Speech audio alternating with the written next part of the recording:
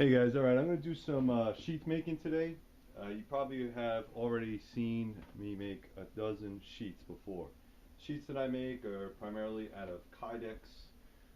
It's going to be the number 8 version. You can use number 9. I like the thickness of it. Some people like to use number 6. It's a little bit thinner and a little bit easier to mold. But unfortunately, I'm set up for number 8 because once you go with a specific size of Kydex, you have to go with the specific screws and the grommets or rivets, like a lot of people like to call them. So everything, has to match up. You can't put number 6 rivets in a number 8 or number 9 Kydex because they'll be too small. So I mostly use number 8. A couple of tools you're going to see that I use is some Scotch tape or Scott's 3M. You can use the blue tape if you want.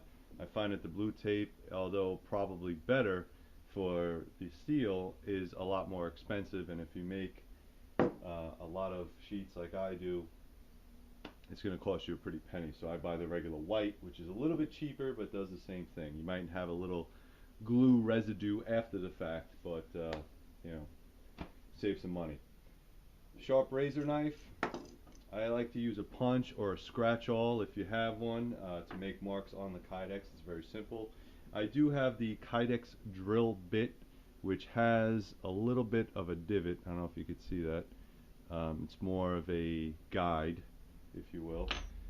So as soon as you put the hole in the Kydex, you drill right into the hole and it doesn't wobble around the Kydex, which is great. Straight rule or a square. To clean up the Kydex, I use a lot of Simply Green products. They don't leave any type of marks. Of course, I have my Kydex rivets. These are 1/4 inch. And any type of screws or attachment devices that you're going to need. Of course, this is a Tech Lock, and there's a whole bunch of other things. I have Tech Lock, Molly Lock, and I'm going to do some cord wrapping as well. What I use for my rivets is this device right here. It really just it's like a punch. You just put it in there and you punch it down. This device is mainly used or was used for either leather work or cloth craft, whereas if you had a belt and you want to put large grommets, it comes with a couple different devices. I bought it on Amazon.com and I never looked back. The ones that you try to hold with your hands are a little bit of a pain in the neck. You can get the ones with the 1-ton press if you want. It's basically the same principle. Good heat gun, safety protection. Okay, so eyewear, make sure you have all your safety stuff in line, and a pretty decent press. My press is just the one you can buy from knife kits. All the stuff you can buy from knife kits. It's just a 12 by 12. It's nothing crazy.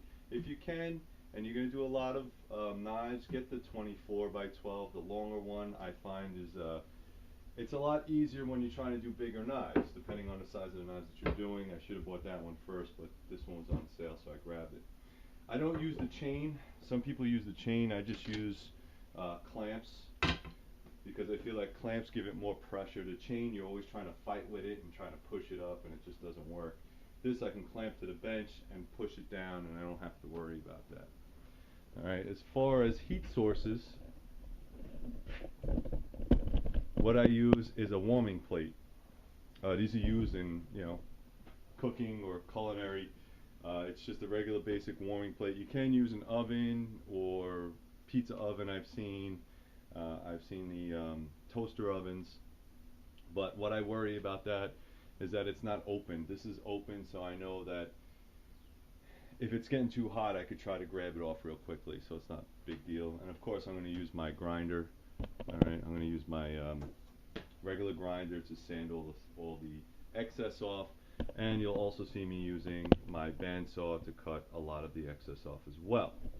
Now, just so you guys know, I do not make sheets for anybody, okay? I'm not into the sheath making business. I don't make Kydex or leather sheets.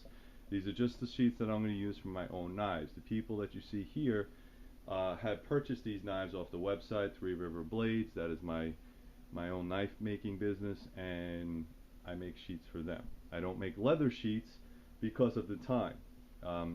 Leather sheath making is a great art, and if you can do it, God bless you. It's fantastic, and I highly recommend, if you do have a leather sheath maker, then make sure you hold on to them, because they're worth their weight. I'm telling you, it's put one of my knives in a leather sheath is awesome.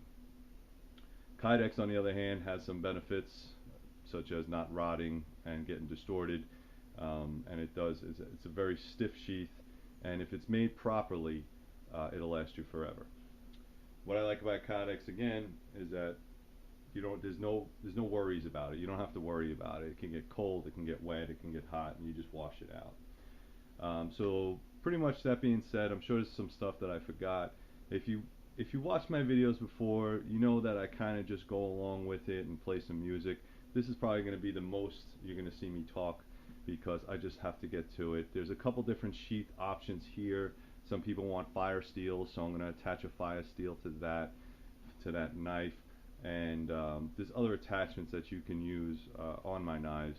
If you go up to the website, Three River Blades, and go into accessories, you can see all the different attachments. And if you want it for a molly vest, or you want it for your belt, or if you want fire steels, I have all that stuff. All right. So that's pretty much it, guys. I'm gonna get to it, and